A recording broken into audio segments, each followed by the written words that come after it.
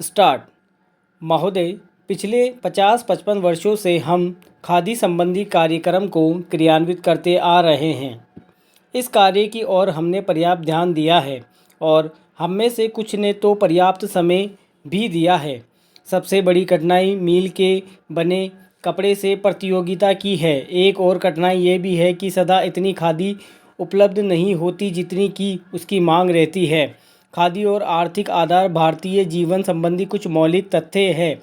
हमारा देश कृषि प्रधान देश है, जहाँ अधिकांश लोग किसी न किसी रूप में खेतीबाड़ी से अपना निर्वाह करते हैं। यदि आप एक किसान के जीवन पर दृष्टि डालें तो आप यह देखिएगा कि उसका खेत बड़ा हो या छोटा, वह और उसका परिवार वर्ष भर बराबर खेती में काम करने में व्यस्त हो सकता है। उसे काफ़ी समय बेकार रहना पड़ता है। दूसरे रोज़गारों की खोज में वह अपना घर छोड़कर नहीं जा सकता, क्योंकि खेती के काम में कभी भी निरीक्षण की आवश्यकता नहीं होती है। यदि बेकारी का वह समय जब किसान व्यस्त नहीं होता है खादी तैयार करने के काम में लगाया जाए तो देश भर की आवश्यकता के अनुसार खादी मिल सकती है। ऐसी व्यवस्था कोई भी कम मजदूरी का प्रश्न नहीं उठेगा, क्योंकि काम तो ऐसा समय में किया जाएगा जो बिल्कुल खाली होगा। उस खाली समय में किसी कुछ ना कुछ कमाया ही, और वह कमाई ऐसी भी नहीं है कि उसका कुछ भी मूल्य ना हो।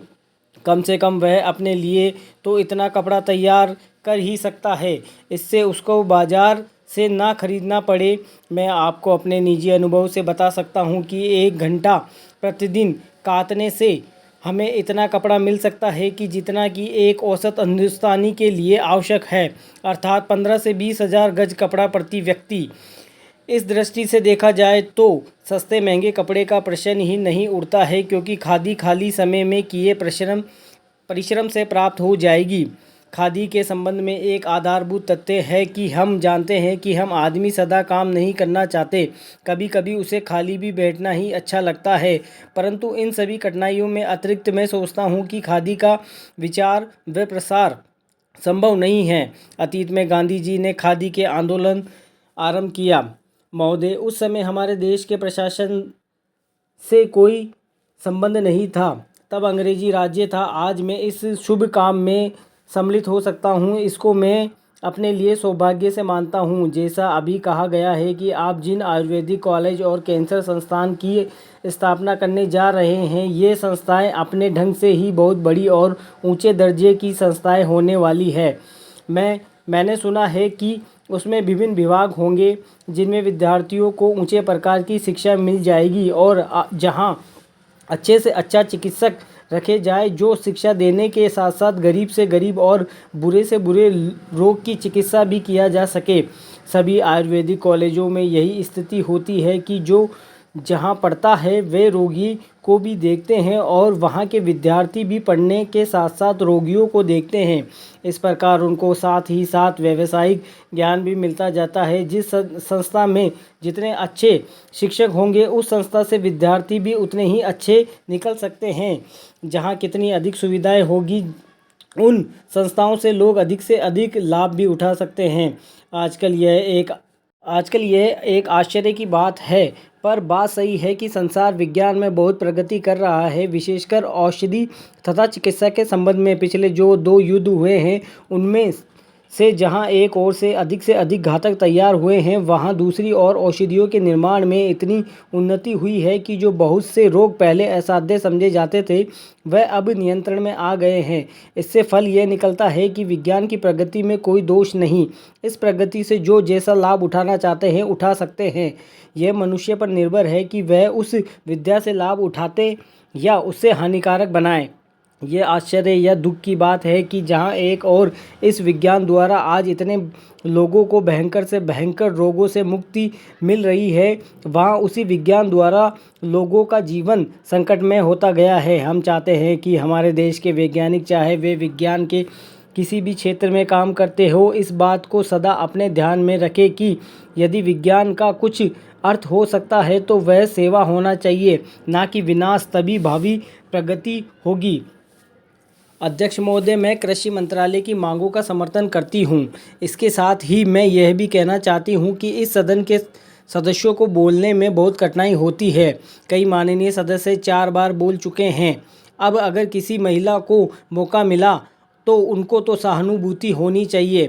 मैं कहना चाहती हूँ कि मैं किसान की लड़की हूँ और खेती करने वाले घर में महिलाएं बहुत काम करती है, इसलिए उनको खेती का अच्छा अनुभव होता है। हमारे देश में कम से कम वही होना चाहिए। कम खेती करने वाले लोगों में महिलाएं ज़्यादा काम करती है, उनको हर सुविधाएं होनी चाहिए। हमारे मध्य प्रदेश में इस वर्ष पानी बहुत कम बरसा है, वर्षा बहुत कम हुई है। वर्षा कम होने की वजह से फसल बहुत कम हुई है। इसलिए मेरी प्रार्थना यह है कि किसानों का इस वर्ष का लगान माफ़ कर दिया जाना चाहिए। उसमें इस वर्ष लगान बिल्कुल नहीं लिया जाना चाहिए। वहाँ पर किसान ने अगर 5 मण बीज डाला था तो मुश्किल से 10 मण गेहूँ ही हुआ है। किसान रो रहे हैं, उनको सुविधा नहीं मिल पा रही है, इसलिए उनको इस वर्ष का लगान माफ़ कर दिया जाना चाहिए। पैरा, आपको चाहिए कि आप गेहूं की कीमत निर्धारित कर दें। किसान की खलिहान में जब गल्ला आता है और उसका जब वह बाज़ार में ले जाता है तो वह पर व्यापारी लोग उनको कम कीमत पर ख़रीद लेते हैं और ख़रीदार अपने घर भर लेते हैं। बाद में जब जनवरी फरवरी का महीना आता है उस समय उनको दुगने या उससे भी अधिक दामों में बेचते हैं। जनवरी फरवरी से पहले वह गल्ला घरों से निकालते ही नहीं हैं। किसानों को व्यापारी लोग कम दाम देकर चूसते हैं। किसानों के घर में कुछ नहीं बचता है। इसलिए हमारे किसान मंत्री जी को सोचना चाहिए कि फसल आने से पहले वह दाम निर्धारित कर दे, फरवरी मार्च में दाम निर्धारित कर दे, ताकि विज्ञान का जो भी अवसर बढ़े, किसान का गल्ला कम दामों में ना बिकने पाए। अन्न की समस्या बहुत नहीं है। आज लोगों को बहुत कष्टों का सामना करना पड़ रहा है क्योंकि सरकार किसानों से संबंधित कार्यों को समय पर ठीक से नहीं निभाती है। समय रहते किसानों की उन्नति और खेती के विकास के लिए सुंदर विकास के संबंध में अध्यक्ष महोदय, राजस्थान में जो बहुत बड़ी कठिनाई है वह सूखा पड़ा हुआ है। मवेशी मर रहे हैं। ऐसे जो स्थान है वहाँ आपको कदम उठाने चाहिए। वहाँ लोगों को तथा मवेशियों को खाने के लिए देना चाहिए, उनकी सहायता करनी चाहिए। अगर आपके शहर का ही ध्यान रखना और देहातों की समस्या और किसानों की समस्या को हल नहीं किया गया तो भविष्य में बड़ा संकट पैदा हो सकता है। जब मैं आपके क्षेत्र में कार्य करने के लिए जाती हूँ तो जिन लोगों ने वोट दिया होता है और जिन्होंने नहीं दिया होता है वह भी शिकायत करते हैं। जब वोट का समय आता है तब वह आप कहती है कि लगान माफ़ होगा, गल्ला रास्ता होगा, गाय भैंस के लिए घास का प्रबंध होगा, लेकिन हो तो कुछ भी नहीं रहा है। अंग्रेज़ों से जब हमारे राज्य प्राप्ति किया था तो उस समय नारा लगाते थे कि लगान माफ़ होगा, नहरें खोदी जाएंगी, गाय भैंस के लिए घर का सामान होगा, घास का इंतज़ाम किया जाएगा, लेकिन कुछ नहीं हुआ। लगान भी दोगुना बढ़ गया है। जनता इस बातों को लेकर बड़ा संतोष जता रही है। पैरा, हमारे मंत्री महोदय जब जिले का प्रांत का दौरा करने जाते हैं तो रेस्ट हाउस में जाकर ठहरते हैं। देहातों में जाए तो उनको असली हालत का पता चले, लेकिन वे तो रेस्ट हाउस में जाकर ठहरते हैं ताकि कहीं उनको लू ना लग जाए। इसलिए मैं निवेदन करती हूँ कि गाँवों में जाना चाहिए, वहाँ जाकर उनको किसानों की कठिनाई का सामना करना चाहिए और उनकी कठिनाइयों को समझना चाहिए, उनकी कठिनाइयों को दूर करना चाहिए। किसान इस समय बड़े भयभीत हैं, उनकी तरफ बहुत सा रुपया पड़ा हुआ है।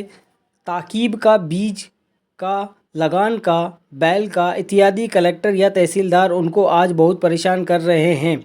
उनके बैल नीलामी किए जा रहे हैं, ज़मीन नीलाम की जा रही है, उसको कचहरी में ले जाया जा रहा है और पटवारी तहसीलदार किसान को जिस तरह से परेशान करते हुए उसका लेखा मैं नहीं दे सकती हूँ, उनका मैं वर्णन नहीं कर सकती हूँ। आज भ्रष्टाचार का बोलबाला है। जब तक 500 रुपये या 300 रुपये या 200 रुपये लेखपाल को या पटवारी को ना मिले तो तब तक खाते में रुपये वे लोग नहीं निकाल पाते हैं। कचहरी में उन्हें परेशान किया जाता है और वे सब जगह परेशान होते हैं। स्टॉप।